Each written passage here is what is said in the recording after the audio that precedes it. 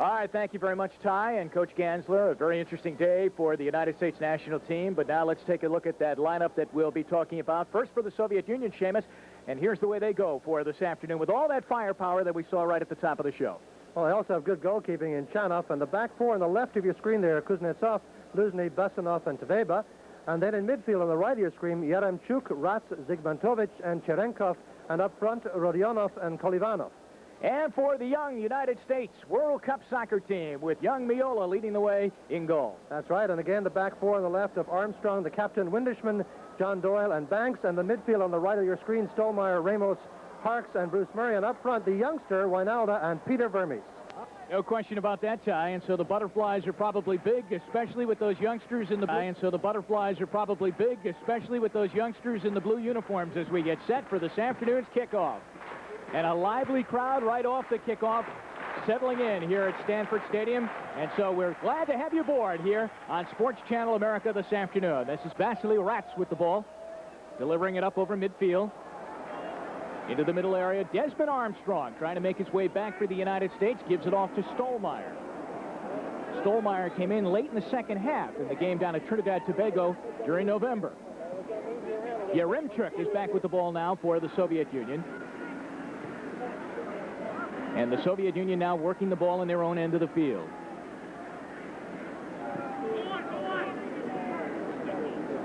Back over the center stripe now. Here they come. The United States marking tightly. Rats with it. Drops it back. Zygmantovich with it now. Right puts it down into the USA territory. And the United States on the break. First time they bring it down into the Soviet end of the field, but Bruce Murray could not do much with it. And the Soviet Union defends well there, and they'll start it back the other way. Bruce Murray's first touch there, a bit nervous, as Ty was talking about. A bit of the jitters there in his touch. Not so for Peter Vermes, who made a nice back heel to set him free. So nice to see Peter and Peter Vermes and Murray working nicely already, because Peter plays in Holland and doesn't appear very much in the United States until his club releases him. Rats delivers the ball up the left sideline, near sideline to Yaремчук now. Yaремчук working, and a nice play right there. Ramos steals the ball away.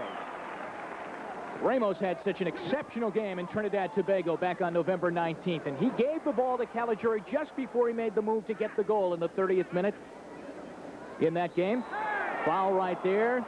Harkes takedown, and so the Soviet Union. Now, John Harkes receiving a verbal warning here because he, not merely for protesting the call, but for pushing the ball away so the Soviet Union could not take a quick free kick, and Vinnie Morrow stepping in there very quickly with an appropriate warning to John. Once again, here comes Rats. He's got all that speed. Left puts it into the area. Header, and it's knocked out of there. United States trying to clean it up out in front. Harkes going for the ball. He can't come up with it. Now this is Luzhny with it. He left puts it through the area. Cutting for the ball. Right there is Kolovanov. And it's knocked away as the United States team clearing well. Murray delivers the ball, and here comes the United States on the attack. It's Vermes. He loses the ball. Soviet Union back. Takedown from behind as Vermes cuts in and takes down right there, and so the Soviet Union.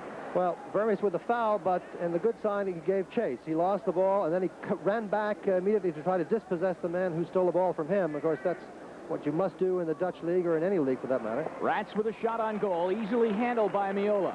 Well, everything coming down the left side of the field. The Soviet Union playing that way and giving it to Rats, and he's making the plays. Well, I think they're just going to play it around as much as possible, test out some of these defenders on the flanks for the United States and see what their pace is like. That's going to be one of the interesting things to watch. One thing right away is that Цвейба, number 7, you just saw passing the ball back to the goalkeeper, has actually moved into the sweeper position. So Kuznetsov, whom we expected to play that position, is not there. He's more in the center of the defense and free. Yaремчук. Kuznetsov on the ball right now. All right, there he is right there. Yaремчук worked the ball towards the middle of the field. Nice steal there by Ramos. And the first chant of USA goes up from the big crowd here. Wynalda coming up with the ball. Losing it, gets it back. That referee called dangerous play there while the player was on the ground and trying to play the ball. This could be dangerous to him. And somebody may kick him badly and try to win it away from him, so it's a dangerous play. John Harkes with a free kick. All right, here's Harkes ready to right-foot it into the area. Cleared away nicely as the United States had a cutter coming from the outside. Yeah, that was Doyle. John Doyle, who is a local favorite here from the San Francisco area. And is a defender who comes up on these free kick situations to give the United States some opportunity to play the ball high into the goal area because he can jump well and he's a good header of the ball.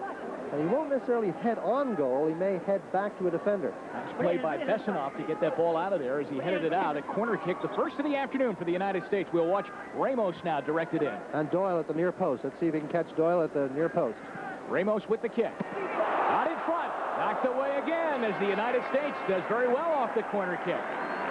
Good opportunity there for them. Yeah, well, there's that man, Peter Vermes. I mentioned to you that he plays for Volendam in the Dutch First Division. He's been scoring goals for them lately, and you saw him attack the near post there and almost score. Here's the replay. You'll see the ball flighted in there by Ramos. A good jump in the air, and Vermes not quite able to squeeze it in as he challenges Chanov very well in the jump, but it's knocked over the end line. John Doyle knocked the ball away as the Soviet Union on that first goal kick of the afternoon for them. Chanov put it down the field, and then Doyle headed it away, but the Soviet Union still with the ball. Now moving down near side. Cross out in front. Kolovanov tried to get it out there in front, and it was knocked away. Once again, that's Doyle knocking it out of bounds. Corner kick for the Soviet Union. Let's see what kind of play they have on.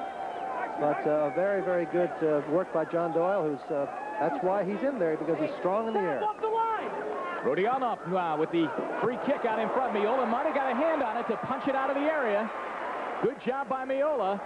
And the United States will end up with the ball. Trying to play it down here to the near side. Here's Wynalda with it. The youngster who has been inserted into the lineup because he can give them some scoring punch. Here's Ramos. To Wynalda. They drop it back. Here's Harkes right at center field. Good ball. United States moving very well. Harkes with it now. John moves it up the field, but it's stolen away. The Soviet Union picks his pocket cleanly. Rodionov now trying to come down. Played by Desmond Armstrong, the former University of Maryland star. In the middle of the field. Driving for it was Yaремчук, and it was knocked away. Murray with it for the United States. Knocked away again. Beautiful play there by Kuznetsov. And the Soviet Union has it once again. A bad decision there by Bruce Murray, trying to take a player on in midfield when he could have played it quickly to a teammate. First time this afternoon, Jimmy Banks has had his foot on the ball as he tried to get it up the field, and a takedown right there by Vermes, who's knocked down. Well, there you see the strength of Peter Vermes as we look at him in our screen. Peter is very good at offering himself as a target, running towards a sideline. A lot of players are not good at that. They get intimidated by the lack of space. Doesn't bother him, and he's very good at taking on defenders, too, on the turn. Here's Harkes. Ball up the left side of the field, cutting in. Banks. Left puts it out through the area. The United States didn't have anyone over there. Now they'll cover up and control the ball. Middle of the field. Stollmeyer with it for the United States. Played off the Soviet Union, out of bounds, and it went out off of Ramos, I believe. So the Soviet Union will get a throw in. 37:50 left here in the first half. 45-minute halves. So we have just played over 7 minutes here in the first half. Good steal right there. Vermes has been superb so far. Wynalda with it. Look at him go. This is why they like him in there. Will Banks get it? Yes. Off the foot of Wynalda. Well, Wynalda took some gambles there, but that's what you want a young striker to do. Take some gambles around the penalty area, but not in midfield, where we saw Bruce Murray get dispossessed a while ago. Not to pick on Bruce too much, but just as an example of when it's wise to take a player on and when it's not so wise. And we see Wynalda using his skill and showing a little bit of maturity for a young, reasonably inexperienced or quite inexperienced international player. Here's Banks. Here's Banks with the ball. They get a little sloppy with it, and the Soviet Union up with the steal. But they play it back, and Stollmeyer will cover up for the United States. Near side, nice back heel kick there by Ramos, and he tries to get the ball back, and a takedown right there. Stollmeyer gave the ball over on the right. Ramos with a flashy move, Seamus. Yes, well, that's what we want to see more of from Tab. He knew he could do that safely because he had Murray inside him, and he took his defender out towards the line in order to draw him and then make that quick flick. So, heads-up play by Tab Ramos, one of the fine products of Kearney, New Jersey. Windischmann plays the ball. Header by Wynalda. Gets it into the area, but the Soviet Union will clear it away as Vermes is chasing from behind for the United States. No score. We've played close to 8 minutes. Up the left side, chesting the ball was Yaремчук, but it goes out of bounds, and we'll be back with more USA, USSR stock. And Seamus Malin, Ty Keogh with you from Stanford Stadium in Palo Alto. And there you see it, the Soviet Union and the United States World Cup team scoreless. Close to 10 minutes played here in the first half. The United States will have a throw in their end of the field, as the Soviet Union cannot work the ball and it goes out of bounds. Jimmy Banks will throw it in. United States had a close opportunity. On a corner kick, Ramos laid it in. Vermes tried to head it. Watch the Soviet Union team. They're very, very, very potent in the area, moving through. Kolovanov can't get the shot off, and it's cleared away by the USA. Well, a surprisingly bad pass by Mike Windischmann there as Bruce Murray challenges hard for that ball. Mike Windischmann with a chance to play it away, played it right into a Soviet player, and Armstrong got a little bit tangled up too, so a bit of a narrow escape there for the United States, but here comes Wynalda with a little bit of trickery again. Boy, look at the move he made, and he's kept away by the captain of the Soviet Union World Cup team, Kuznetsov, and he gets it back to his goaltender. There's Eric Wynalda from San Diego State. Made a big impression in the Final Four a couple of years back as a very young player. Came into the national team a few games ago, and after 3 minutes, scored a goal. That's the way to get yourself and keep yourself right in the lineup, right? Yep. Soviet Union on the attack right now. Yaремчук with the ball near midfield. Plays it to the middle. Zıgmantович with it. Right down the middle. Right puts it through the area. Meola out of the goal and scoops it away from harm's way. Good anticipation by Tony Meola. He has got to be able to move quickly off his line and come out to help, and not just simply wait for the shot to come to him. Good move by John Harkes. Harkes getting away to Ramos. Ramos in trouble now. Ball taken away. Kolovanov delivers in the middle. Doyle has the ball there in the middle. That's an offside call. Offside called against the Soviet Union, where they can really steal it away from you very quickly, though. Yes, that's one of the things you've got to worry about, is being dispossessed near your own goal. You've got to do the careful, safe thing. Let's see what Vermes can do, if he can create something. This is Jimmy Banks out of the University of Wisconsin-Milwaukee. Played for Bob Gansler there. Middle of the field, Stollmeyer delivers. Over the back there as Vermes was cutting. Vermes has really got good legs today. Vermes is strong. He's offside now, unfortunately, but Peter is upset there with the call, and the free kick, by the way, is being retaken because it was taken too quickly. But Peter Vermes was upset with the call because he had actually turned on his man and beaten him and left him behind, and the referee gave a quick whistle, which took the advantage away from Peter, and that's why he was upset. No score. We're in the first half. From Stanford Stadium, Jimmy Banks for Doyle, and it's tried to head it through the area, but it's knocked out of there very nicely. Tibabea now knocked it out of there. Here's Banks with it. Stollmeyer. Ahead it comes. The United States now working well with the ball. Here's Wynalda. Right foot wide. Goal kick coming up for the Soviet Union. We'll be back to Stanford Stadium right after this timeout. No score. Back at Stanford Stadium, Jim Donovan, Seamus Malin, and Ty Keogh. Exhibition World Cup match here between the United States and Soviet Union. No score. Close to 14 minutes played here in the first half. With the ball, Zıgmantович for the Soviet Union. Trying to get it on the give and go right there. Stollmeyer trying to knock it away. But the Soviet Union continues to control, working the ball well. Jimmy Banks marking for the United States and chasing, and they'll play it right back into their own end of the field. Good pressure by the United States there, cutting away some of the more dangerous passing alleys and forcing him to go backwards, which of course draws the appropriate boos from the crowd.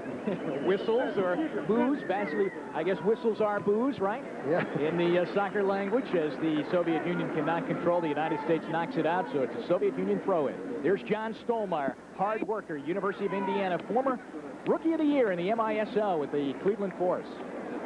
Very key player for the United States in terms of tracking down, attacking midfielders by the Soviet Union, but not as much of an attacking force as far as midfield. That's up to Ramos and Harkes. Ashley Ratz now sends it into the area over the head of Banks. A dangerous play right there. And Bessonov almost ended up with a clear shot, but then the ball bounced over his way, too. Now battling to see whose ball it is on the throw-in, and the Soviet Union gets it.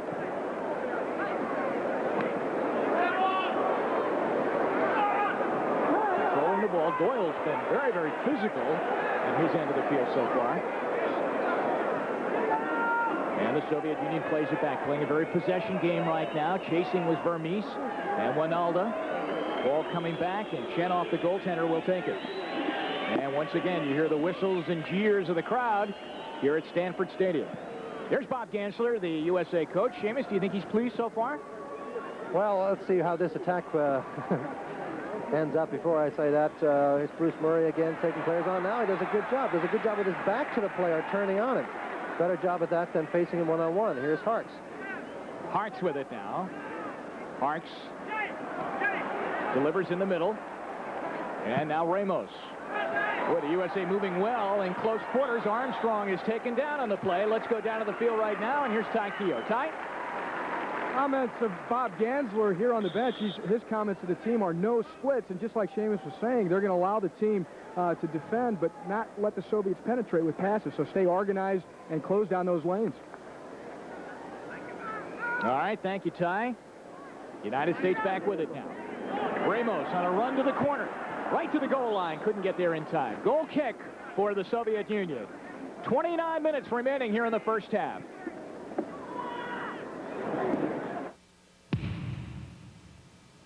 Stanford Stadium, Palo Alto. Look at that crowd in here today to watch the United States and Soviet Union in this World Cup exhibition match, as the United States, Wynalda moving well, and he's taken down, but he is causing some problems for the Soviet Union. I think he gives that United States a little flair on that front position, Jim. Yeah, well, he's becoming unpredictable, too. He's not just staying up front and waiting for things to happen. He's going back into midfield and giving some problems to more than one Soviet Union player. Ramos to Wynalda.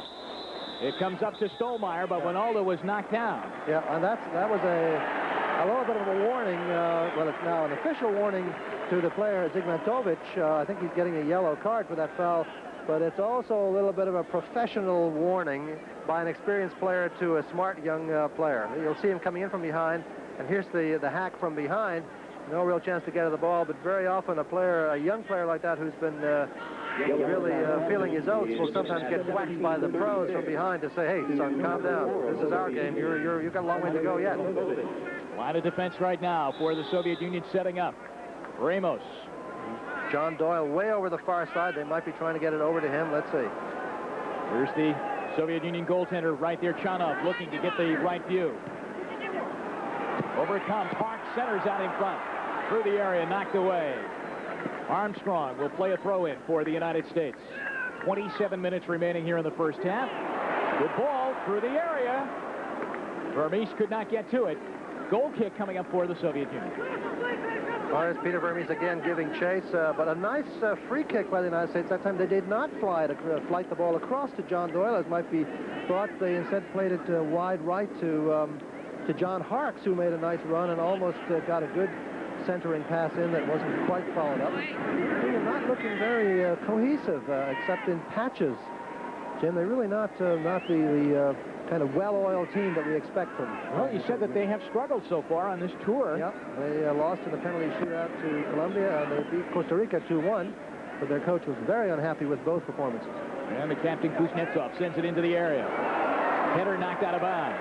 Yeah, well, Doyle is 3 for 3 back there on those challenges. Done a nice job. Doyle doing very well, playing in front of the hometown crowd, I guess you could say, especially for him. He went to the University of San Francisco. Yep, there's John, and he plays for the Blackhawks here in the Western Soccer League. John Doyle. Meola kicks it out of there. Well done. Vermes, left side. Good ball. Murray in the area. Can't get the shot off. It was blocked.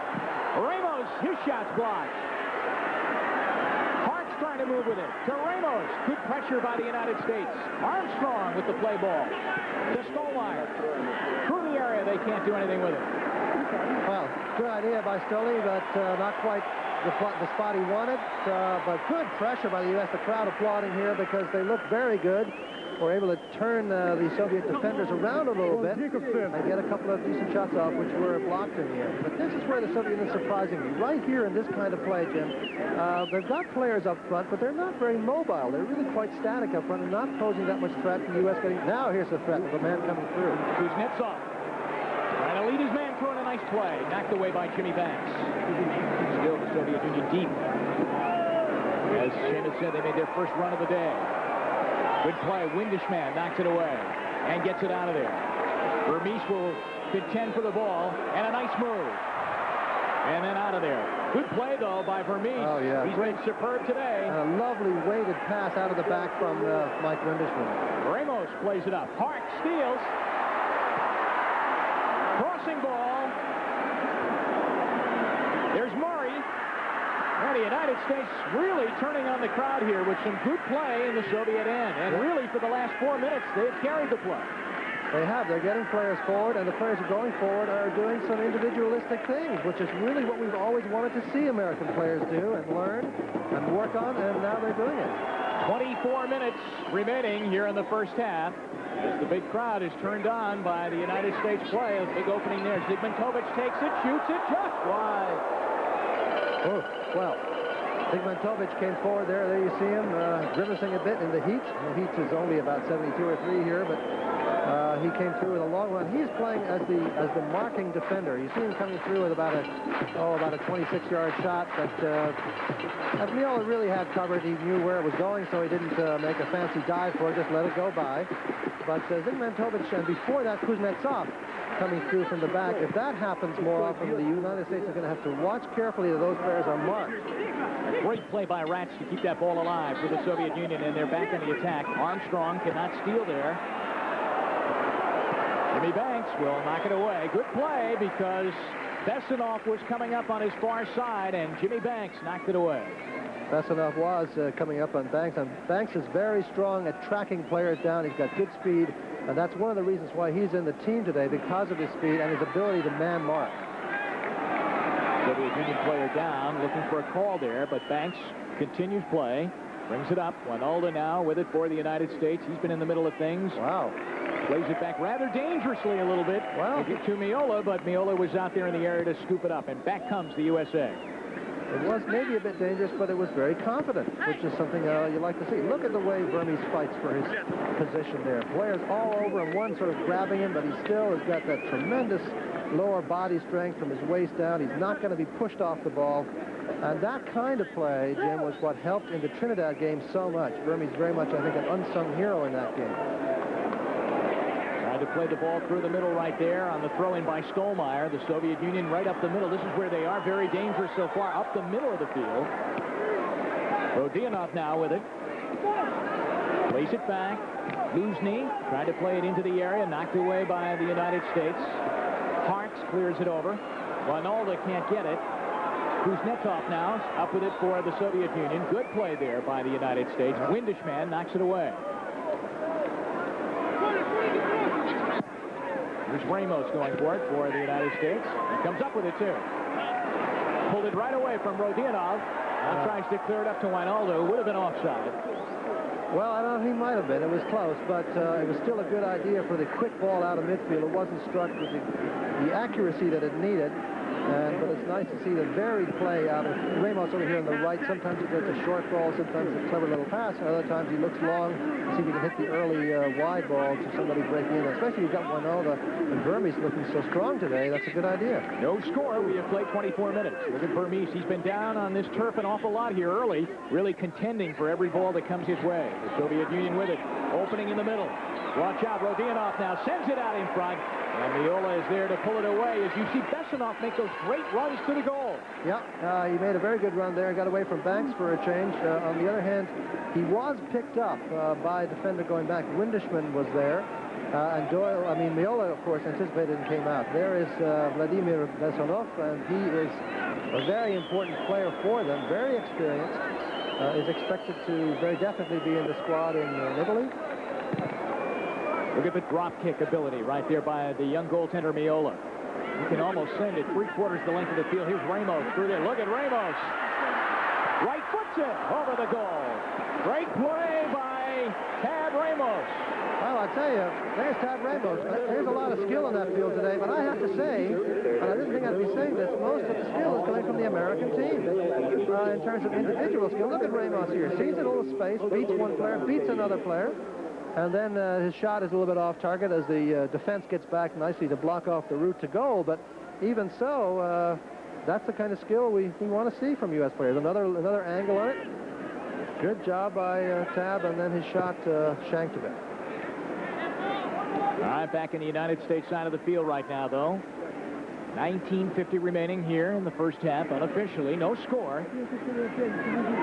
Wynalda comes up with the ball. United States charges. Drops it back.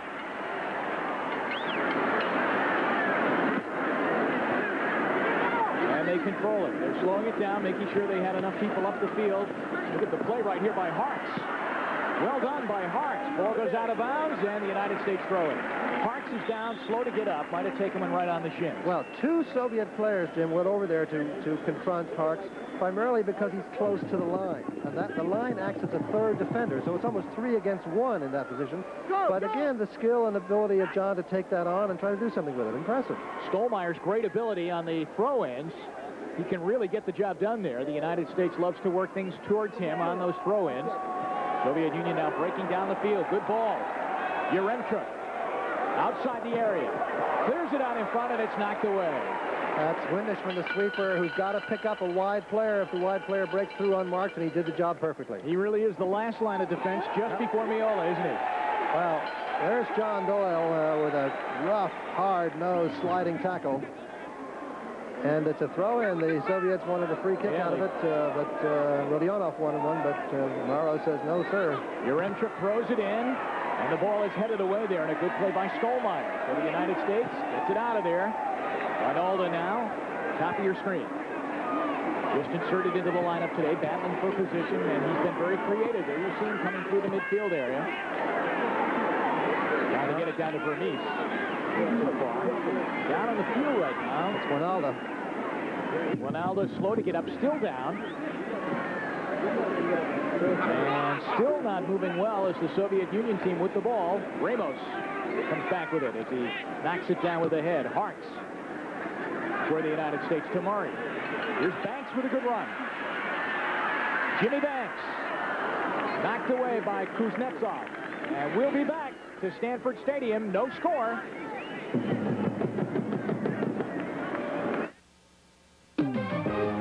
Soviet Union moving well with the ball. Rodionov now with the right foot. Windischmann takes it on the back of his leg. Loose ball in front. Look out. Meola there. That got a little sloppy out in front there and a little dicey, but Meola was there. Well, I think there was very definitely some communication problem there, Jim. They were not, it was a your ball, my ball kind of thing, and nobody quite was in command, and you've got to have somebody screaming for command back there. It looked like that fell apart temporarily. Kuznetsov now with a good run. The captain of the Soviet team. Opening through the middle. Черенков out in front. Goal! Soviet Union.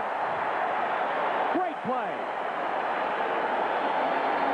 Well, a good play indeed by the Soviet Union. Good teamwork and a goal against the run of play, really.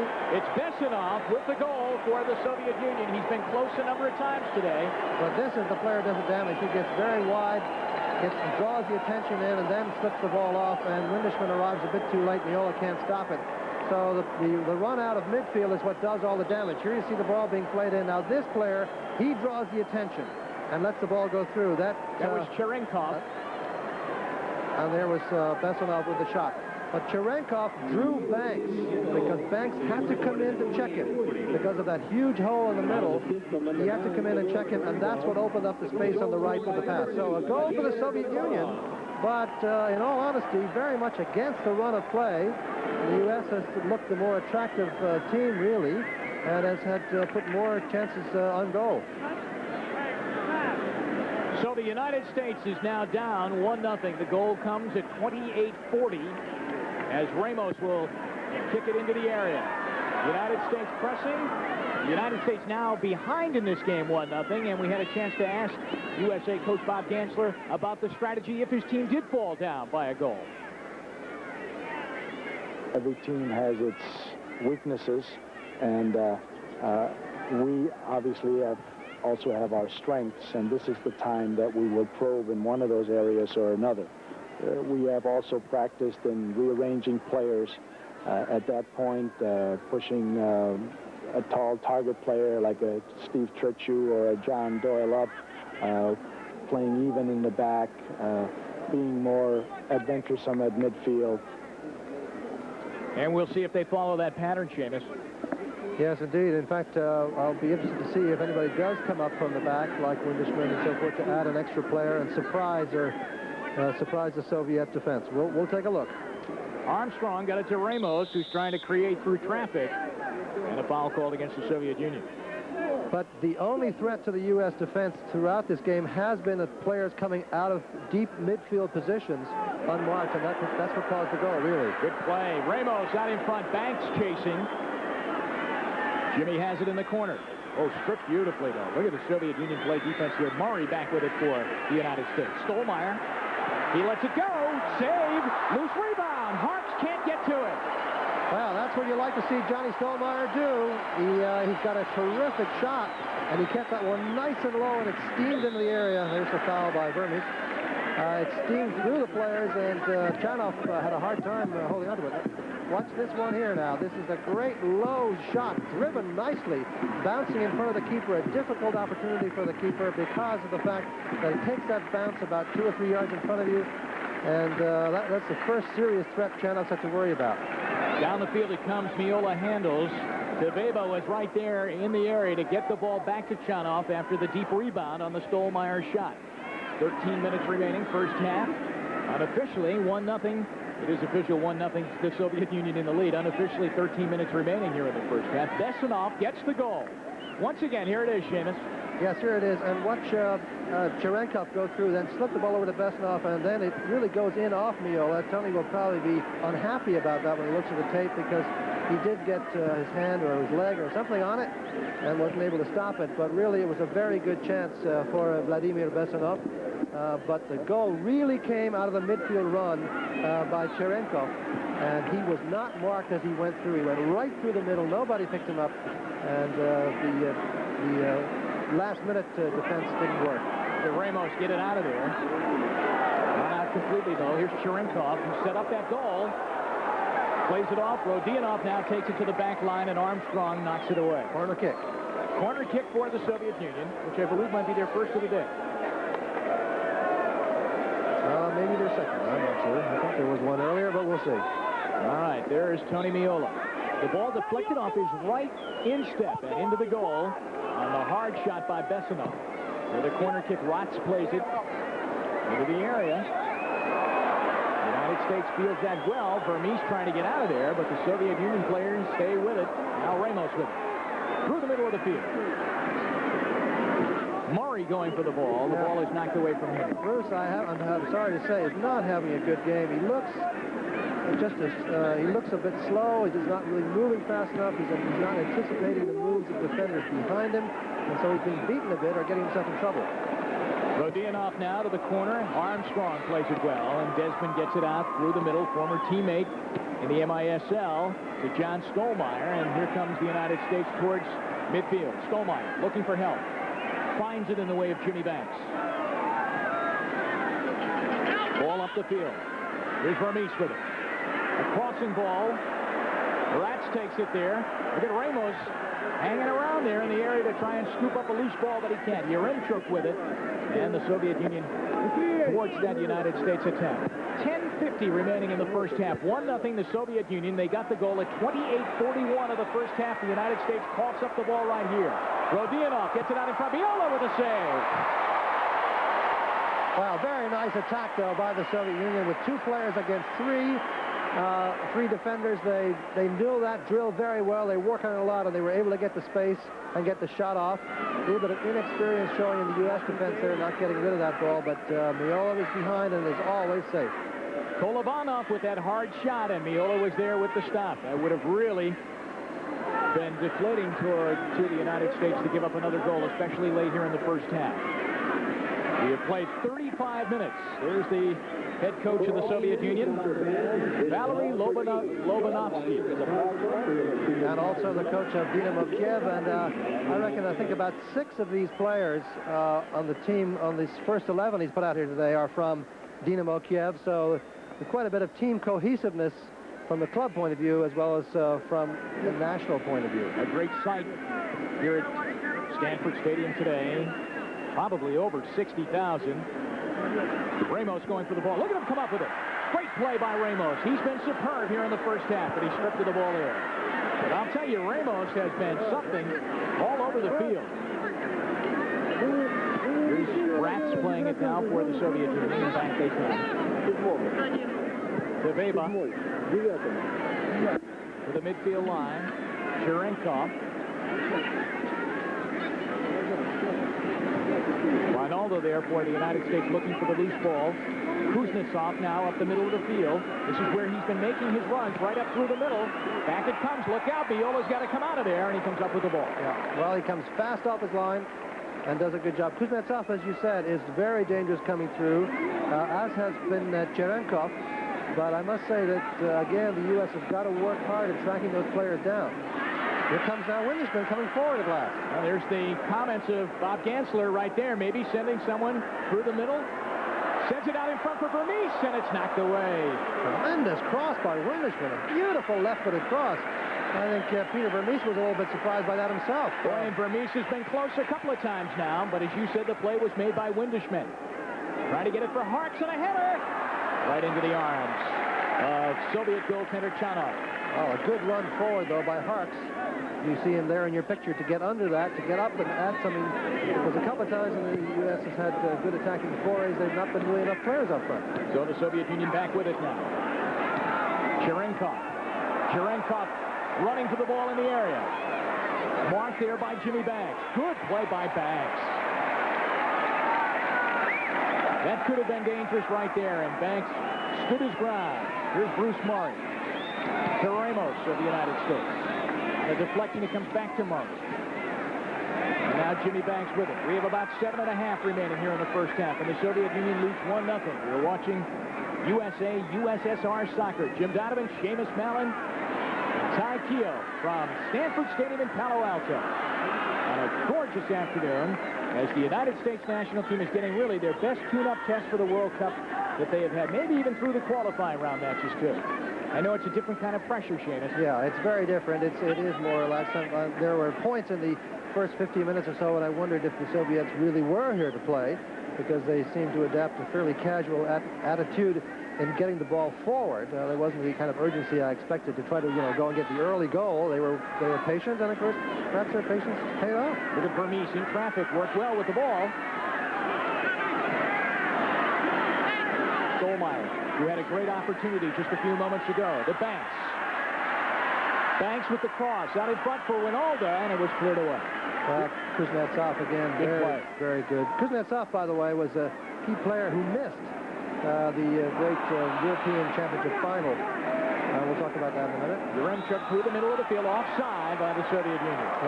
Kuznetsov, well, this is not Kuznetsov here on the screen, but he missed the European Championship final in '88. The game was a 1-0 or 2-0 victory for Holland. As we look at our score here, the Soviets ahead 1-0.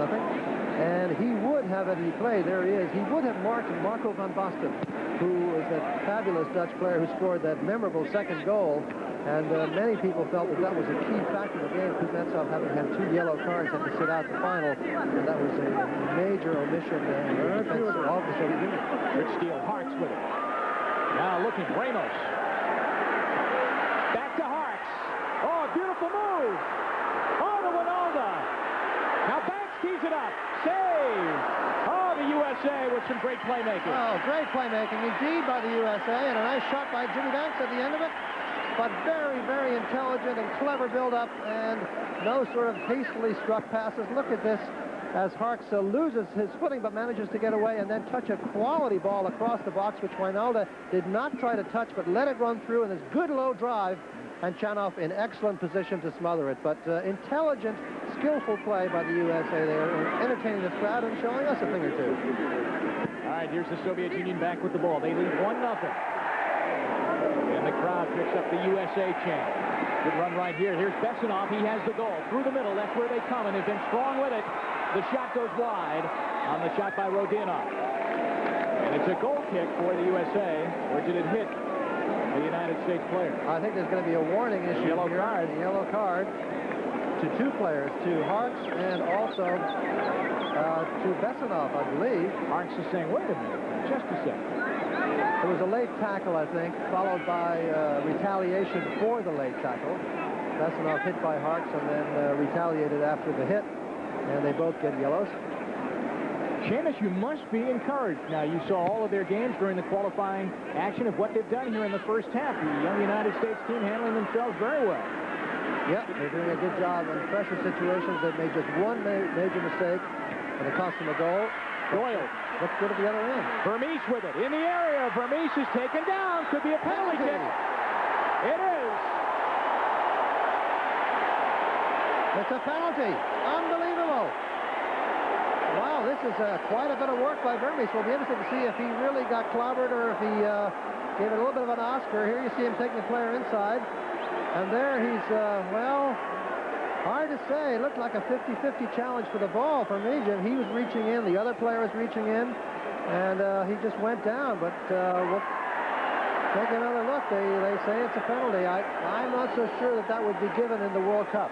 The Soviet Union pleading their case right there. Yeah, and to the referee Vincent Morrow, but it is a penalty kick and still down on the Stanford Stadium turf right now and being attended to. There is Vermes. Yeah, he certainly got hit very hard across the thigh.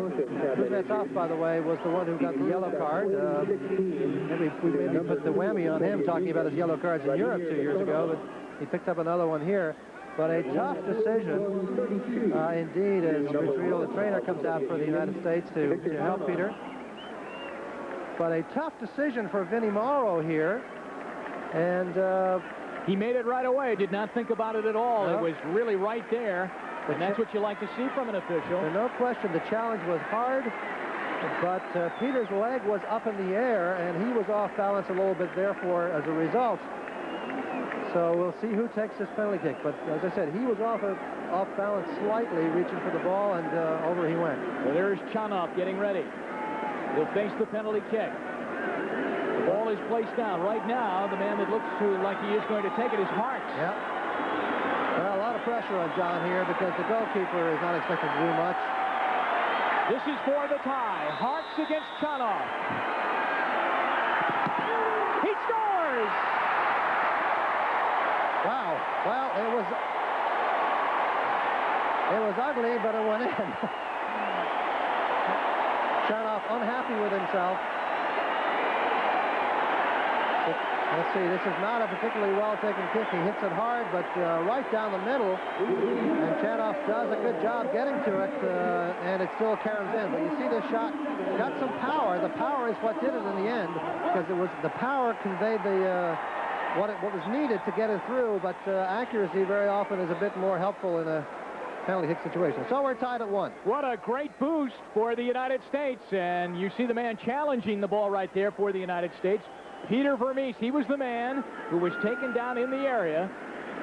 The penalty kick was called for, and John Harkes, with a lot of steam on it, and that's what got it in. He kind of willed it in with that leg because Chanov got a piece of it, and it went into the goal. It's tied 1-1, and right now, number 3 of the United States. the United States is tied with the Soviet Union 1-1. Closing minutes of the first half. Bessonov gave the Soviet Union the goal that gave them a 1-0 lead in the 28th minute. And the United States comes back on a penalty kick to tie the game on the goal by John Harkes. It's 1-1. And there is John Harkes. Well, I think 1-1 is a fair representation of the run of play. The Soviets looking a lot better in the last 15 minutes than in the previous 20. But the U.S. have done some attractive attacking and were certainly worth a goal. Happy to have you on Sports Channel America. You along with the 60,000 plus here at Stanford Stadium today watching the United States World Cup soccer team and watching Tab Ramos with a steal now to the midfield line. Well, a little unusual to see Peter dispossessed here. Let's see if Murray can win this one. Oh, he does win it, but cannot control it. Цвейба knocks it away, and they'll play it back to Chanov, the Soviet goal. Closing minutes, first half. We'll wait for the referee to close it out here. 1-1 the score. Yevdanovich, Seamus Malin, Ty Keogh down on the sidelines. The United States has come back to answer back and tie, and you have to go back to after that first goal. Remember, Meola came up with a great save to keep the score just at 1-0. The United States started attacking from that point on. Here comes the Soviets back. Zıgmantovich marched it through the middle of the field. The Rats into the area. Doyle will contend and knock it away. Good play. He's, just a second. I guess he's given a foul here. I'm not quite sure what this is all about, but a foul given against U.S. in the dying moments of the half. Now, this is a very dangerous situation because the Soviets will have practiced and practiced and practiced these set pieces. There will be a U.S. wall in front of Meola, as you see it there, but the Soviets have 3 people around the ball. They've got something rehearsed for this, and the U.S. players really don't know what to expect. And the last thing you want to do is to give up a lead goal just before the half. So let's see what happens here. Bessonov will move to the ball. Take it. The wall knocks it down. The rebound, score! And the Soviet Union gets the goal that puts them in front. It's Cherenkov with the goal. Well, I think Tony Meola must have been partly unsighted on that particular rebound. Here you see a very unattractive free kick. It comes out, but here's the rebound. I think he sees it late. Yeah, he's got to have seen it late because there were players in front of him. And we'll take it from this angle. 2 U.S. players and 1 Soviet player run through and block his view. You see it come through. Now he's going for it, but he's just a split second too late to get to it. And it's beautifully placed by Cherenkov in the corner. It's a superb finishing shot by Cherenkov, and a bit of a backbreaker for the U.S., who had battled back and now find themselves a goal down again. Now remember, Cherenkov set up the first goal right at the end of the half. There is the end of the first half. Cherenkov sets up the Bessonov goal, and now off the Bessonov kick, Cherenkov ends up with the rebound and the goal, and the United States trails 2-1 as we end the first half here at Stanford Stadium. Let's go down to Ty Keogh. Ty? Bob, a quick impression of the first half of play. Well, we did to a great extent what we wanted to do. We got to slow the pace down a little bit more. I think we're a little bit too ambitious at times. And obviously, you cannot make silly mistakes like giving away a free kick of that nature against a good team like this. But I think by and large, we did all right. And some tactical adjustments. I saw you switch Tab Ramos, John Harkes, and then brought Armstrong over as well to the right side here. We'll make some adjustments in order to confront their good left side of the play. So we've got that in mind. Very good. Thank you, Bob. It's back up to you, Jim. Thank you very much, Ty.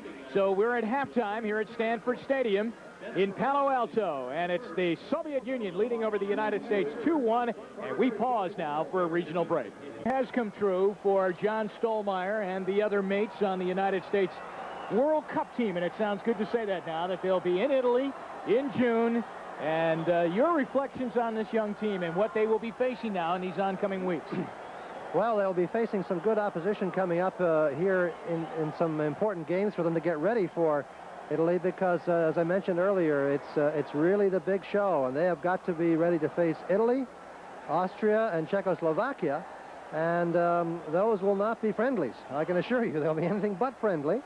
There's a man with his Italia 90 shirt already. You see a number of those around now, but they really have to gain a lot of experience playing tough teams like the Soviet Union and like Finland, and the result, I think, will make them not only a more cohesive unit, but more prepared really for the kind of physical and emotional challenge that will await them. There's nothing that you can do to totally prepare for the World Cup experience, because it is special, it is unique, and the butterflies will be fast and furious over in Florence and Italy. I know they'll be big for you, but I can only imagine what they will be like for this team. I think it's a great excitement for the team, and it's just a great thing for American soccer. And the nice thing about it is that so many of these players now have come up through the ranks, through the youth programs, through the college programs, and that is beginning to show some progress. All right, there is Coach Bob Gansler. And he has brought the United States team back out onto the field. And what a great day it is here at Stanford Stadium. A beautiful day weather-wise. Perfect day as they carry the banner well here at Stanford Stadium. And as we pull out right there, you'll just see the thousands and thousands of fans who have been entertained to a tremendous first half. Well, there's Soviet Union team is a bit slow to come out here, and the United States team, there's a future American World Cupper. What would you say about what year would he be ready? Looks like a left winger to me. And I'm only saying he. It might be a he or she. I don't know. The U.S. players, we have been told that the U.S. team has no changes coming into the second half. I suspect that will change, though. They would like to give some people a chance to play. There's John Stollmeyer on the left, Tab Ramos on the right. These guys know each other very, very well. Two totally different kinds of players, one from the other. John, the energetic, hard-working midfielder, and the kind of guy you hope will get in some tough tackles and stamp some authority in the physical sense. On the other, Tab with the great touch, the good vision, the great challenging, great confidence in his ability to challenge and win. And I must say, I keep saying this, but it's an overlooked side of his game, his ability to tackle. He wins a lot of balls that people don't expect him to win, and does something constructive with them all the time. And the Soviet Union team back out onto the field now. They jumped out 1-0 on the goal by Bessonov in the 28th minute. The United States came back then, tied the game on a penalty kick, by Harkes, that actually Chanov had a great chance to make the save on because he guessed right. Harkes put it almost right at him, and it deflected off his leg and in. There's the Soviet coach, Lobanovsky, walking back out onto the field. Has to be feeling better now that his team is in front 2-1. I'm looking to see if there are any Soviet changes. It seems to me there is one player in there. I think Protasov is in at number 15. I think I see Protasov in as a striker. That's certainly no relief to the United States defense because we thought he would start. He's a tough player, and he is certainly in there. There you just saw him on your screen for a minute. So Protasov is in as John Doyle sweeps it back. So I think he has replaced Colыванов, but we'll have to wait and see. That would be the appropriate substitution. But there is Protasov, a very, very experienced player, tremendous striker of the ball, very good scorer. Replacing number 10. Kiev, of course, he's played for the country over 55 times. United States with it off the goal kick. Down the field there by Meola, but the Soviets back with it, and here comes the Soviet Union back through the middle of the field where they have made some tremendous runs today. And here's Protasov getting right into the action in the area, drops it off, and Bessonov takes the shot, but it's knocked down by Doyle, and it goes out of bounds. Doyle doing a good job, not just to block it there, but to get himself into a position so that Bessonov couldn't do much else. Черенков now sends it out in front. The United States heads it away. Soviets still control, though. Rats with it. He made some nice plays himself in the first half. Armstrong heads it, but straight up in the air. Dangerous now for the United States in that area. The ball on the right. Pulling it down is Luzhny, but he loses the ball in the middle of the area. Doyle gets it out of there. Windischmann now runs it down the side and kicks it out of bounds. Well, the U.S. team pretty much at disarray at the moment here. The Soviets looking a lot more determined and getting a lot more players up around the edge of the box for short passing combination play, and that's a threat. That's a very dangerous threat because they can really do a number if they get that going. Windischmann tried to get it out of there, but the Soviets kept it alive. The United States knocks it out. Throw in. Bessonov now puts it in play. Yarenchuk with it, and he is taken down. The hard tackle there by the United States. Murray took him down. Yep, this should be free kick. Murray was one part of the sandwich with another American player. There's Yaремчук. All right, to put it in play now, off the kick is Черенков. A good block by the United States as they knock it away and out of bounds again. So a slow start for the United States here in the second half. They have not been able to work the ball over the midfield stripe yet. Now maybe they can this time. Down the field they come. Good ball. Here's Wynalda, who was very good early, and he gets off to a good start here in the second half. Good run. Goes down. Well, he drew that foul a little bit by getting his his left shoulder inside the defender, and therefore sort of allowing himself to be bowled over. But Eric Wynalda, is really exciting to watch. He's totally unafraid to take on experienced, classy defenders, and he's been a bit of an embarrassment to some of them back there, as a matter of fact. So we look at Chanov trying to set up his defense in front. All right, let's see if it's Ramos or Harkes here. As they discuss the play, the United States setting it up. 41-56 remaining in the match. Through the area it went. They were trying to get it to Vermes, who was looking for help from the officials, who said that he was pushed around there in the area. There's John Harkes. Well, he might have been saying that. I think he was also looking at his teammates to say, what happened? I made the inside run, allowing the ball to be played over me, but somebody's supposed to make an outside run behind me, and nobody did make that run. It might have been Doyle's responsibility, but he was so far outside the box that that's a little hard to expect. Chanov drives the ball down the field, headed out of there by Windischmann. Harkes can't get it, taken away. Ramos will, though. Battles and loses. Bessonov now with a run. Out in front, Meola chases it down, and he comes up with it. Well, first time we've seen Tab Ramos really quickly stripped of the ball in midfield. He's been able to get out of tough jams up to now, but that time 2 players collapsed on him and could not escape. Desmond Armstrong clears it to the midfield area. And here's Windischmann. He made one good run during the first half, and now trying to create here. Sends the ball up for Vermes, who slipped and fell. He was looking for a call and didn't get it. And John Doyle knocks the ball out of bounds. We'll be back with more action here as the USA and USSR 2-1 the Soviets lead.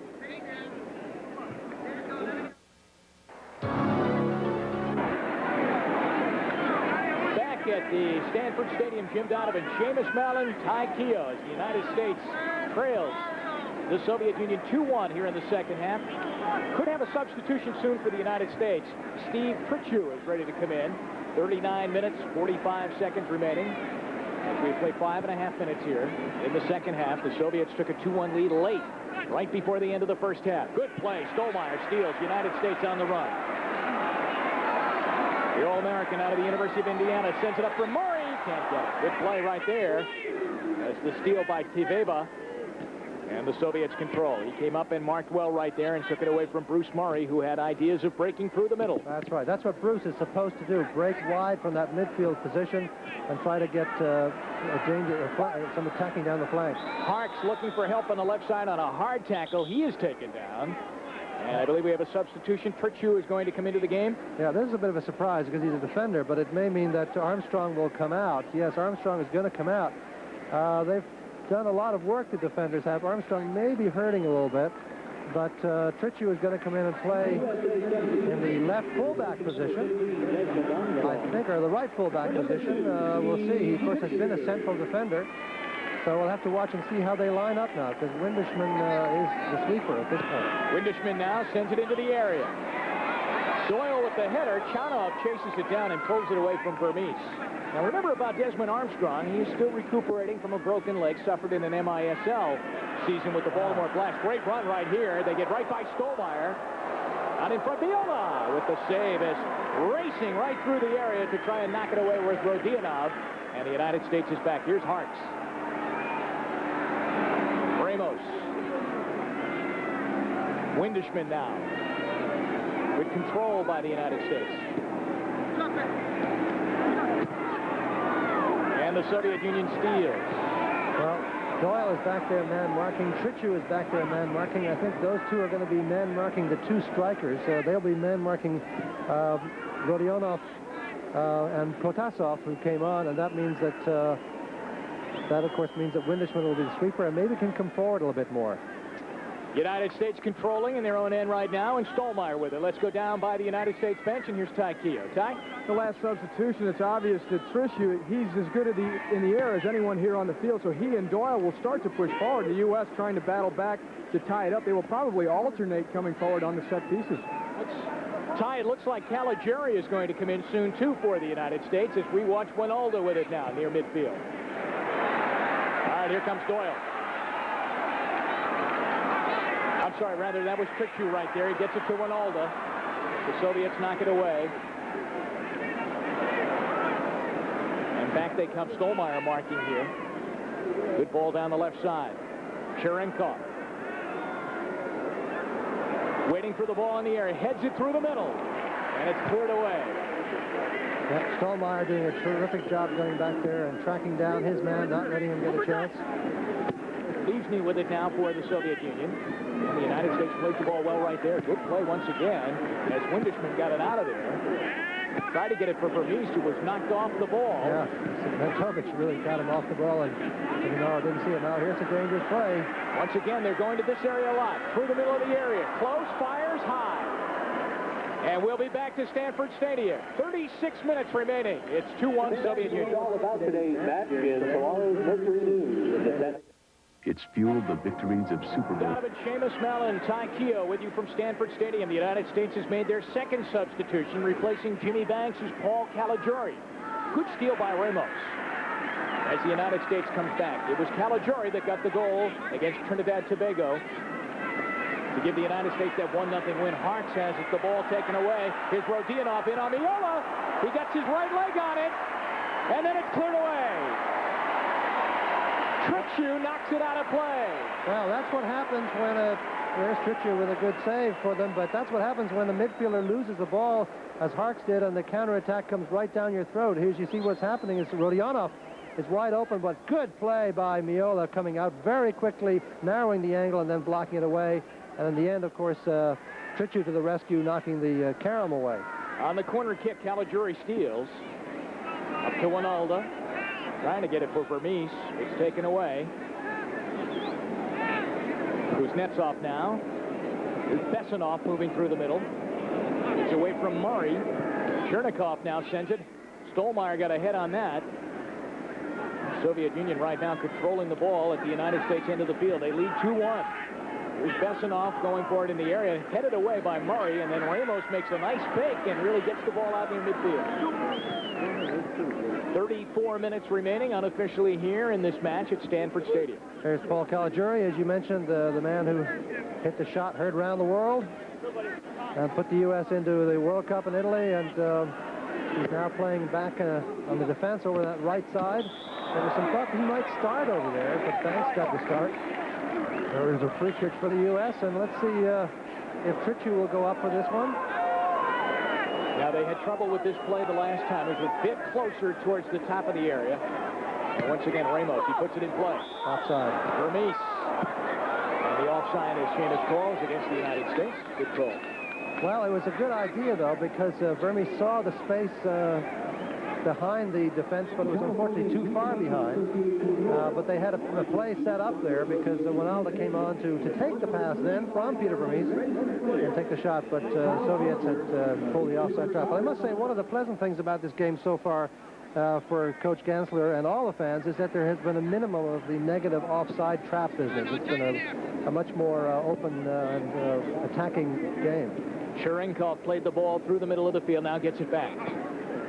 Playing it up for Bessonov, and the United States is there to head that away, and a good play. Well, nice play by the United States. Yep. That was Bruce Murray who made the good play. Yeah, Murray and Harkes trying to get out of trouble there. Bruce having a little bit better second half than he had in the first. We'll see. He'd love to get a goal today. He told me earlier he felt he was going to get a score today. Протасov playing her for Bessonov, now to Cherenkov. Look at Stollmeyer mark. He worked so hard in his own end of the field to control that midfield area. The shot off the goalpost. Whoa. On the good hard shot by Rats. He let it go with a booming left footer, and it hit the near goalpost. And now Harkes works it ahead. Ramos. Wynalda goes down and then comes up with it. Tricky, and he's taken down. Well, Rats with that great shot, reminiscent, of course, of the tremendous shot he hit against... No, actually, it was. Was that Rats? Yes, it is Rats. Terrific shot. Look at his off the post, but very evocative of that tremendous goal he hit in the World Cup in '86 against France. Look at this. It beats Meola, but the post comes to the rescue. Rats beat Batts that day. He beat Joel Batts in the French goal. And then, often forgotten, is that following fall, he did the same thing again in Paris in a European match. So he loves to take these cracks from outside and almost put the USSR up 3-1 with that one. On the free kick, here's Windischmann. Left foots it into the area. Murray was trying to get up in the air, and he couldn't. Doyle. Playing it on the far right. That's Caligiuri with it. Towards the strike, keeps it in. Nice play. Harkes racing back with it now, trying to control for the United States. Falls down as the Soviet Union marks well there. And out they come. Here's Bessonov. He got their first goal. Knocked away again. The United States really hanging in there very well. Trailing 2-1. Murray. Bad pass by Bruce. Bad pass. He had the right idea, but he just put it too short. Watch out now. Here comes Kuznetsov inside supporting this player on the ball. This is Rats. Just hit the post on that last attempt up the field by the Soviet Union. Kuznetsov now towards the middle. Cherenkov plays it back as the Soviet Union now controlling the ball. Roughly played about 15 minutes. 2-1, Soviet Union in the lead. Working with the ball was Zygmantovich there. And crowd starting to get on the Soviet Union just a bit. Well, they're taking the air out of the ball, as they say. They're just killing the game a little bit, hoping that the U.S. will come out, take some rash tackles or attempts or make some mistakes and allow them to get a quick counterattacking goal. But they're not interested that much at this point in entertainment. They'd like to win by a couple of goals rather than the one they have, but they're certainly not about to give the ball away. So you're watching Bruce Murray. He was looking downfield, but instead plays it back. And quickly, goalkeeper Meola. Off to Steve Trittschuh, who entered early here in the second half. Trittschuh from Granite City, Illinois, to Ramos. Now Vermes, who's been very good today, has had a couple of scoring opportunities. Look at Ramos with that quick first step off the start. Up to Vermes. Trying to lead Ramos. Kick it to the back line, and it will be a goal kick. Well, nice play down the line by the United States, so not feeling the least bit intimidated by the close quarters they were forced to play in by the Soviet defense and their own choice of passing options, but the last touch again just a little bit off. And here's a long ball attack down to the substitute Protasov. Oh, he does well. Around Windischmann, centers out in front, the header attempt, and it will go right to the corner. Protasov with it. And what are they calling here, Shanderson? Well, it looks like they were saying that initially the player was offside, the player who made the run, although I thought Doyle made the clearing header. I've just been keeping account of this. John Doyle is 8 out of 8 in head ball challenges. Nice ball to Murray. Murray, as Seamus has said, has had a tough day. Now he's in a lot of trouble right here, and the ball is taken away by Bessonov on a nice play. And they get it out of there. And Cveiba sends it out towards midfield, headed back the other way. Well, the play by John Doyle. Yep. So Doyle obviously wanting to put on a good performance here right in San Francisco, in the San Francisco area. Went to the University of San Francisco. The United States trailing 2-1. We have played close to 17 minutes here in the second half. Yeah, I've noticed, Jim, that the U.S. players are losing their footing quite a bit. They've been slipping and sliding. I don't quite know what that means about the surface because it hasn't seemed to be happening to the Soviets quite as much. But, of course, the U.S. is trying that much harder to get into the game, and every time you make an extra special effort like that, rather than just sort of playing calmly and just protecting a lead, you are likely to take extra risks. Oh, there's a bad ball by Wynalda. But they have been falling down at just the worst possible moments.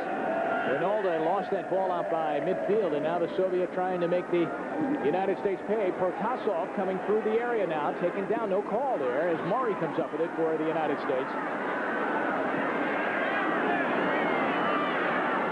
Caligiuri now. Ahead for Wynalda. Into the middle to Trittschuh. Wynalda. Vermes with a nice play.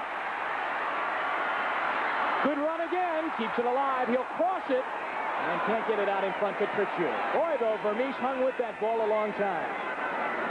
Soviet Union back with it. Yeah, Peter did well on that one. And Trittschuh was the player who made the run into the penalty area to be at the receiving end of that pass. So echoing what Ty Keogh said a while ago about maybe Trittschuh and Doyle going forward a bit more. Ratz gives it off now. Ooh. Oh, nice move right here. They're coming in on Meola with a loop kick over the goalpost, though. And we'll be back to Stanford Stadium. It's 2-1 Soviet Union.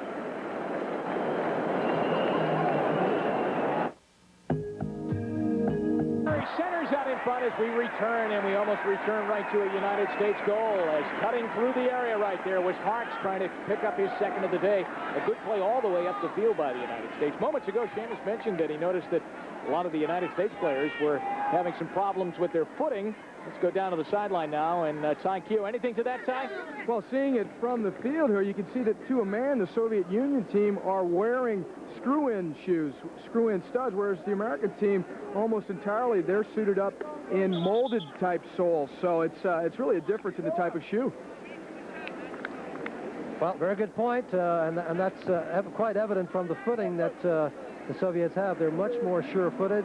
They're not losing their grip quite so much. So the field probably looked quite comfortable to the Americans when they first came out, and that's why they opted for the molded variety. But obviously, some of them might have had second thoughts about that now. Cveiba gave it in the middle now. The United States trying to knock that ball away, and they do. Good play by Harkes as he comes up with it. USA trails 2-1. Here's Ramos. And finally taken away. Now, bad luck by Tab when he gets a free kick at the end of it. But again, you love to see a player like Tab Ramos see that he has a man in front of him with a little bit of space behind the man, even though it's in the middle of the field, that he can play the ball around him and still run after it and recapture it. And he threw a foul at the end of it. But that's why Tab is so much fun to watch. He's willing to take those kinds of risks. Here's Wynalda. He's been right in the middle of it. He tried to sneak the ball through to Vermes, and he couldn't. Stollmeyer runs by it now. Murray will set it up. Here's Bruce. Into the area it goes. Header back. Vermes trying to get there. He can't. Wynalda turns. Cleared out of there. United States still with it. Doyle will play it over to the right, and Windischmann will have to backtrack to collect the ball for the United States. We have played 21 minutes here in the second half. No goals scored. The Soviet Union leading 2-1. Wynalda behind Vermes, who tried to slip around his defender to come down with it, but he can't. The Soviets back with the ball. A little bit of the inexperience showing there between Wynalda and Vermes. They haven't played together very much, and the heading understanding there wasn't quite on. Wynalda heading it back and down, and Vermes starting to go forward, expecting it to be flipped into the penalty area, by Wynalda. But that's to be understood. These guys hardly know each other, and here they are playing the national team together against the Soviet Union. Tony Meola holding up 3 fingers, saying that he wants 3 players in the wall out front, and that's what he gets, 3 players. Bessonov out in front. The United States heads that away. Trittschuh got his head on it to clear it away. Soviet Union, though, staying with it. Look at this setup. Beautiful play out in front. Shot. Goal! Protasov, who just comes into the game in the second half, makes it 3-1 Soviet Union. Well, sorry to say that all came from a poor clearing header by Paul Caligiuri at the beginning when the ball came to him, and he opted to head it out rather than trapping it. And you see what happens at the end of it. It gets played back in. There's a scramble in front, and the ball just nicely runs for Protasov as it's flipped over to him by Zıgmantovich, and he puts it away. Now look at this nice ball. Zıgmantovich to get the ball right back to him and plays it beautifully to Protasov for the 3rd goal. But it all came from the earlier header by Caligiuri, and what I think he might have done really was simply to take that ball on his chest and play it away. Instead, he just headed it right back out. So I don't think he realized quite how much space he had in which to play. That's not uncommon, of course, for a player in the penalty area. And Paul will be a little bit unhappy with that.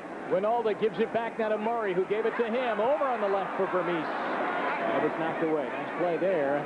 Cveiba has played very well in the back for the Soviet Union today.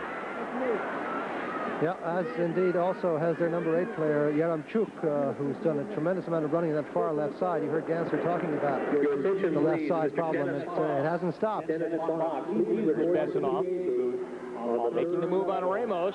Boy, what a hard tackle there. No call. Ramos down the field. Vermes battling for position. Gets the ball, and now a call. And turns. I mean, he held his man off and was still able to turn. He had Luzhny all over him. He won the ball and was still able to turn. Unofficially, 21 minutes remaining. Yep, the Soviets have got what they wanted, which was the 2-goal margin. And now it's up to the U.S. to try to really go all out and show what they can do. Wynalda, on a deflection, the ball comes back to him.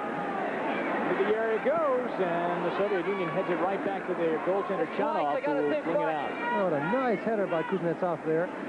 Having all the confidence in the world just to flick it back to his goalkeeper. A great confidence in his own accuracy in heading, but also knowing that Chanov was right exactly where he should be and could flick it back. So, as I was thinking earlier, the Soviets have played a very controlled game. They've gotten players forward.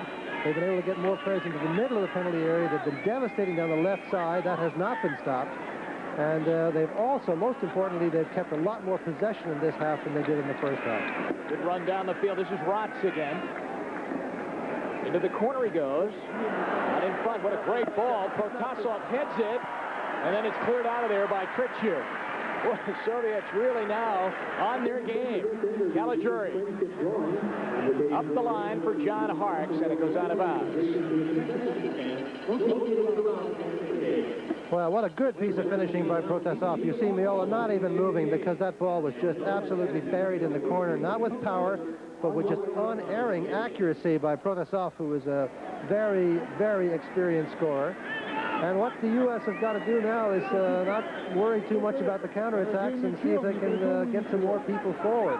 They might think about bringing on a player at this stage. I wonder about Eric Eichmann, for instance, who might come in and be able to do something for them. He could be the kind of player who might add a little bit more of speed and skill out of the midfield or even up front in place of Wynalda or in place of Murray. So we'll see if Eric Eichmann will get a go. It would be nice to see him come on. Here's Luzhny now for the Soviet Union. Marked from behind by Vermes, who has to come back and get it, and he does. He plays it back to goaltender Tony Meola. Oh, what a fine piece of play by Vermes. Touching it back to the goalkeeper. As you said, there's Eichmann now getting ready. I don't call the substitutes, folks. So just looking down the list, he seemed like the obvious guy. Goalkeeper Tony Meola now will drop kick it out of there. And for the Soviet Union, by the way, Vadim Tищенко was at midfield warming up to come in as a substitute. Черенкov played that ball in the middle. Now on the run here. Coming back to knock it back to Meola. That was Doyle that played it back to him. There's the Soviet substitution getting set to come in once again. Tищенko ready to check into the lineup. Under 20 minutes now remaining. Unofficially about 18 and a half remaining here in this match. 3-1, the Soviet Union in the lead. Harkes plays it in the middle. A lot of room for Ramos. He drops it back. Here's Wynalda. Trying to get it to Murray. He comes back, traps it. Out of bounds, and it will be a throw-in for the United States. Stollmeyer. Back to Murray.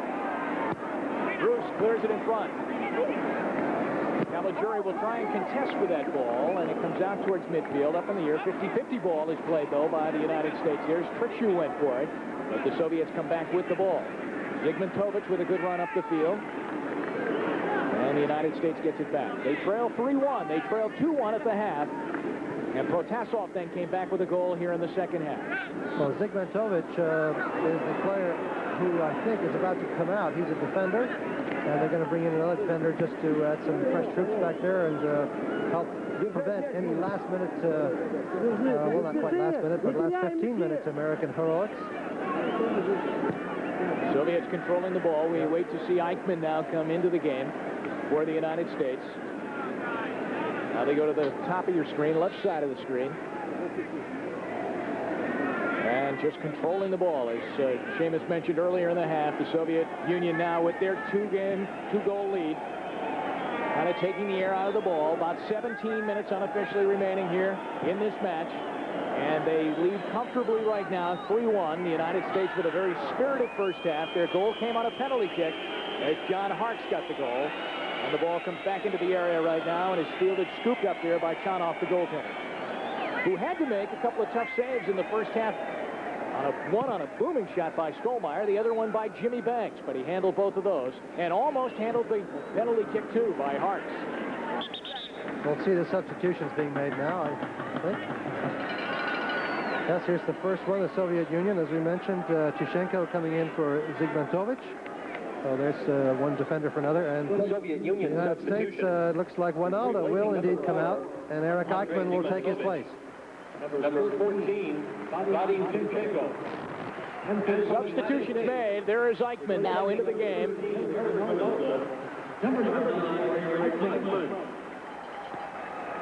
So Cvejba control. Sorry, Seamus. Eric will indeed play up front then, and Wynalda's got to be happy with this performance. Clearly, the first half was more of a threat than the second. They isolated him a bit more. But here comes the U.S. now with an enterprising attack. Wynalda, I think, as I said, has done well. He still is inexperienced. He still has a lot to learn. But I think he has shown that he has the skill and can surprise some people. He might also be a player, Jim, who could do some damage coming into a game once it has started or once it has been played, because a player of that kind of skill can upset teams when he comes in off the bench. United States Wynalda now getting his shin checked out. You saw that on the USA bench. And that might have come from the first half. If you remember, he went down hard in the first half on a tackle and was down for some time with that shin. Now here's Eichmann. First opportunity to see him. Vermes, into the corner he goes. Crosses it out in front for Eichmann. Couldn't get to it. Soviet Union heads it away. Stollmeyer battling for the ball. Then once he couldn't get it, he was going to make sure that the Soviet player did not get it. We have close to 14 and a half minutes remaining in this match. The Soviet Union wearing the grins right now here on Sports Channel America as they lead in this World Cup exhibition match over the United States. 3-1 the score. I'm Jim Donovan along with Seamus Mallon. Ty Keogh down on our sidelines reporting to us from the USA bench. Today's attendance, 61,000. The crowd number being announced right now here at Stanford Stadium. Over 61,000 here today. Beautiful afternoon here in Palo Alto.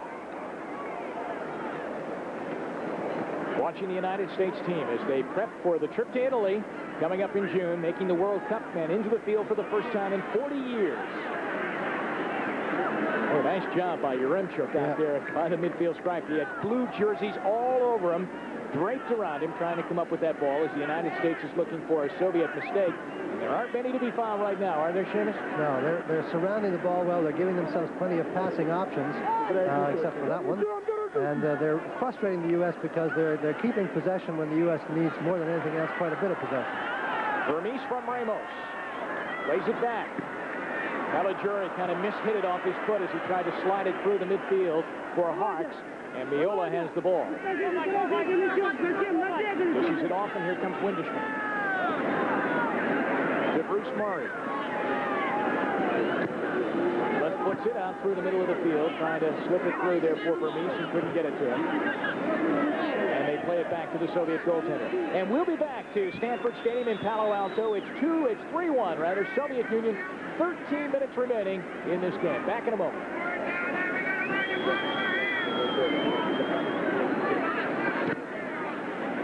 3-1. They've led all the way, really. At one point, we were tied at 1-1. Soviet Union about to make another substitution. Tatarchuk will come in. Vladimir Tatarchuk. I don't know who is coming out. Let's see. Thought for a moment Bessonov was heading up, and now he is substitution. Replacing number 11, Sergei Rodionov. So Rodionov is the player who's come out. He's one of the strikers. And we have another USA substitution coming in. Paul Krumpe has come in. And for Bruce Murray. There's Paul Krumpe. USA substitution. He played very important 60 minutes or so for the U.S. in the match against Trinidad. He came off an injury and really was a sight to behold. He did so well in that all-important match. And now he's in for a sort of a guest appearance as the last 12 minutes of the game as Bruce Murray comes out. Bruce can't be too happy with his play today. Didn't start off well. Came into it a little bit better in the second half. Here's Doyle and Trittschuh playing with the ball now, trying to set something up. They go to the opposite side of the field. Windischmann was in trouble there, and he plays it back safely for Meola. And now here's Steve Trittschuh. He came on the field in the second half. He was the first USA substitute. Caligiuri, who has had some problems since coming on. Ahead for Stollmeyer. He can't make the play, though, as he tried to slip the ball through for Vermes, and the ball was taken away. Kuznetsov now really putting on a show out there. Well, knowing that everything is in his favor now, they got a 2-goal lead. They can play keep away a little bit. They know the United States team is very tired, which I think is quite true. They are tired. They've done a lot of running. And you try to win the ball back at this point. You got to put a tremendous amount of energy out just to win it back. And after you've expended that energy, then you got to do something with it. And it's very difficult when a team such as the Soviet Union will just sort of drop back, fill up, close up the spaces, and wait for you then to make the mistakes that tired players will make. And you can see the fatigue is trying to make the steal there, and working hard was Harkes, and by golly, finally did. He gets it to Ramos. Ramos now plays it in front. Eichmann was knocked down, and a foul called on the Soviet Union on that hard tackle as we come up close now, Seamus, to 35 minutes played here in the second half. Close to 80 minutes played in this game. 3-1, the Soviet Union in the lead. And a free kick for the United States coming up. As there is Eric Eichmann. He was taken down. He just came on the field. Late substitution here in the second half. Moving towards the ball right now was Stollmeyer, but now he moves away, and Ramos will put it in play. Looking for Vermes. Hey, nice job by the United States, but Chanov came out to time it well and make the grab on the play. Well, he had a long time to get to it. In other words, the ball was floated about 12 yards out from goal, but it took a long time to get there, and it was very easy for him to come out and out-jump the tall American players. The ball is hit with a little bit more pace and a bit more swerve on it, and it's a little bit more difficult for the keeper to get out there with that much ease.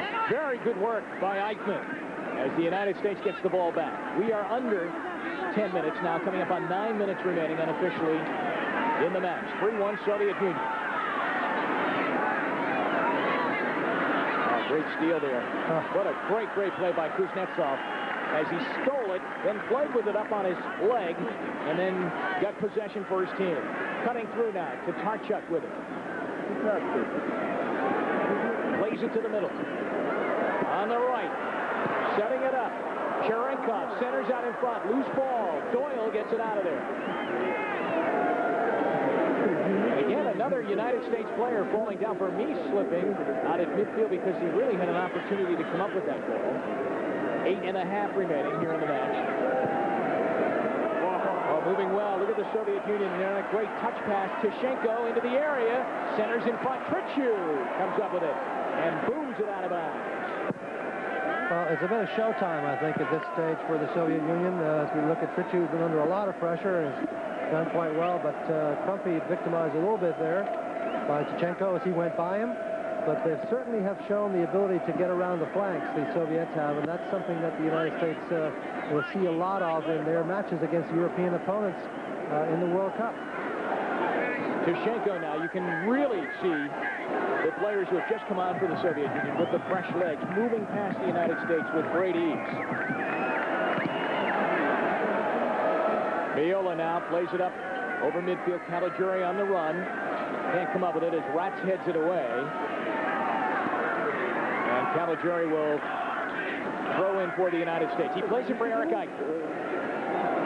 Eichmann cornered. Drops it back. Caligiuri again mishits on his cross there. He's had some problems with that since coming into the game. Shot by Stollmeyer as he was set up well, but it was blocked by the Soviet Union. Boy, John has that thunderous shot that we saw in the first half. He sure does, and that was a very good opportunity for him, not only because the shot was well taken, but because he timed it nicely, held back, allowed a little bit of space to open up in front of him, and then ran into it and cracked it. But Soviet defense is strong in the middle, and they blocked it away. Here comes Vermes. Vermes with a nice run as he spins off his defender. Out of bounds, he's taken down hard on the play by Bessonov. Actually, both players were heading down. Roughly 6.5 minutes remaining in this match on Kunda. Along with Seamus Mallon and Ty Keogh. 3-1, the Soviet Union leading over the United States as the United States getting set for the World Cup. Getting set for the World Cup in Italy. Stollmeyer throwing the ball in. He is very strong on the throw-in. We talked to him about that earlier as the United States comes in, and the shot goes over the goal. Oh, Caligiuri will dream about that one.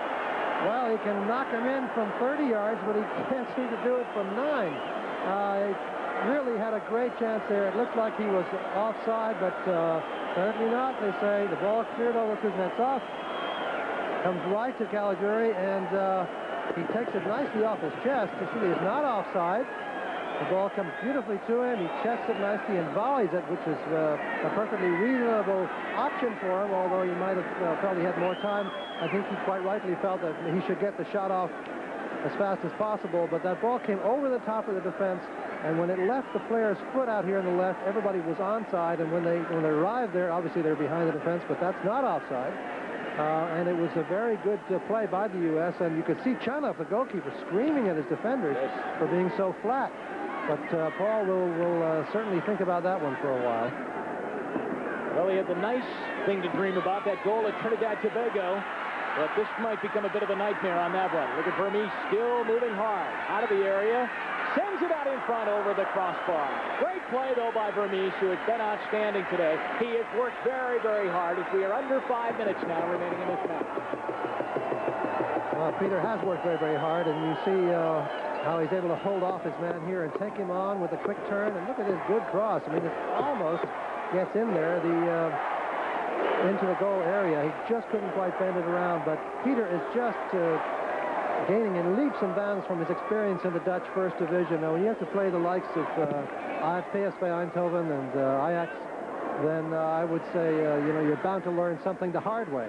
And I actually got to see him play in Holland in December when I was over there, and was very impressed by the ease with which he blended into his team Volendam, and the great welcome he gets from the players, both off the field and on the field. Coming up to 4 minutes remaining in the match. The United States would love to get one more goal. Just one more goal right here, and it would really satisfy them a great deal. 2 to tie, of course, might be out of the calling. And this crowd is trying to push them on, too. Here's Протасов.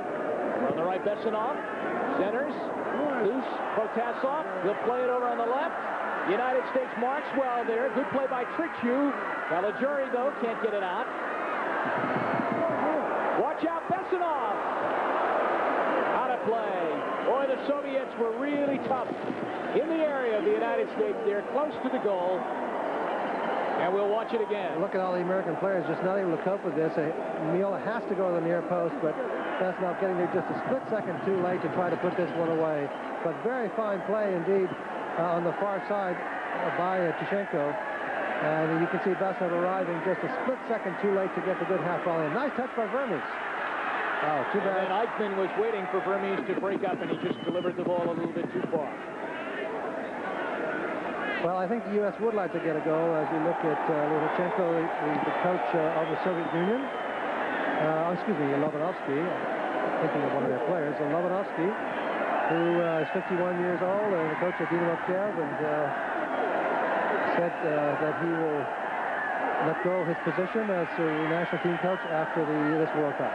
Here's Ramos with the ball. Unofficially 2.5 minutes remaining in the match. The United States on the move. Harkes to Eichmann. Crowd performing a late wave here at Stanford Stadium. Nice header by Doyle, who tried to get it out in front of Vermes, and the Soviets cleared away. It's a throw-in for the United States. Here comes Stollmeyer. He's going to throw it in. Header out in front by Trittschuh as he goes for the ball. Trittschuh now trying to chase down the Soviet player on the ball. But you see Stollmeyer so effective on those throw-ins, and we talked with him about that, about the power that he gets on that ball. One of my specialties is on throwing. And the idea that we have is that I can reach it from the sideline to the goal as a corner kick would come in. I think that our idea is to get it, one of our Palo players to flick it on back into the middle, and the rest of our attackers are running off of that flip. And he does it very well. Now Ramos will follow that Soviet ball out of bounds. As the United States, we are probably under 2 minutes remaining, just guessing right now, as the clock has been shut off here as it has registered under 2 minutes. United States free kick. Here's Stollmeyer. Didn't take the booming shot there. He tried to play it more to his players in the middle. And the Soviets with a break. Протасов running down the field hard, but Windischmann was there. Now Meola must come out and pull the ball away, and he does. Does it very well. Caligiuri. Look at Vermes rather with that ball. He's pulled that move a number of times today. Gives it over on the right, Eichmann. It was offside anyway. Yeah. But Vermes, as you say, doing a terrific job on the turn, losing his player as though he were just an amateur. He's learned so much in that in the league. He plays in to be able to do that sort of thing and bring his hit skill to the national team. There is number 10, Peter Vermes, who's really had an outstanding game today for the United States, as he did in Port of Spain, Trinidad, in the historic match down there in November. But the U.S. would love to get a goal. Obviously, time is just about out now, but to get a goal from the run of play rather than from the penalty spot would be a very nice consolation, and it looks as though, however, that's just simply not going to happen. Referee Vincent Morrow looking down at his watch right now, indicating that we are pretty close to run out here at Stanford Stadium this afternoon. Working hard. Here's Eichmann. Eichmann with Vermes cutting to the goal. Can't get it to him. Harkes shoots, tipped by Vermes. Try to get it with a back heel. And it goes beyond the goal line. Well, John Harkes can crack him, and he's going to be wishing he had that one back again. We'll see it come across here. It comes to him off the clearance, but you see he just sort of shanks it. Really doesn't get a very good shot off. But he has run very hard for 90 minutes, and if that chance had come to him at the 15th minute rather than in the 89th or 90th minute, he would have done something different with it. Harkes and Vermes, steady performers today. Harkes got the goal. Incidentally, Vermes was the player who was taken down in the area and caused the penalty kick against the Soviet Union. Harkes took it and banged it in for the goal as the USA coach, Bob Gansler, has watched his team play very strong in the first half, especially in the first half, when actually for a long time they took the play to the Soviet Union, and that is the end of this one here at Stanford Stadium. And listen to the hand that the 61,000 give both teams and their United States World Cup team especially. Well, it was a good performance by the United States, at least I would say for, half of the game. In the first half, they did some things that impressed us and took advantage of what was almost a lackadaisical start by the Soviet Union, but the Soviet Union may have been a bit more cautious and fearing that they did not want to make mistakes and let the USA get the crowd behind them and get a goal. But they got great play out of Ramos, who you're looking at now, and Vermes. And in the end, it was a little bit more of their experience and their composure in the second half when they had the lead. The second goal, Jim, I think, was the killer, because it was a bad mistake to give up the free kick, and then the unfortunate goal to get that lead with just before the half was a bit of a backbreaker, because it's very difficult to knock a European team off a one-goal lead. Okay, so Ty Keogh is down on the sideline right now as you look at John Stollmeyer, who worked very, very hard, always does. Ty has Peter Vermes, I believe, with him. Ty? Peter, Coach Gansler already told me that you were his MVP for today. You got taken down on the penalty kick. Really had a great deal to do with our attacks today. Well, I try to do my best. I mean, it was a tough game out there, although the Russians play off the ball a lot. I mean, don't mark up so tightly, so it's a little bit easier to control the ball and take people on. How difficult was it to operate against that caliber of defender? I mean, they're a difficult team. I mean, they don't stop running. I mean, the Russians are like machines. But as far as how I felt out there, confidence-wise, it was pretty good. I mean, I felt like I could take people on and beat them one-on-one. Do you agree with Coach Gansler in terms of his assessment of your play today? I don't know. I don't evaluate myself whether I'm an MVP or not. I just say that hopefully I had a good game, and I'd like to say that the team played a good game, and that's about it. Well, a fine performance from Peter Vermes.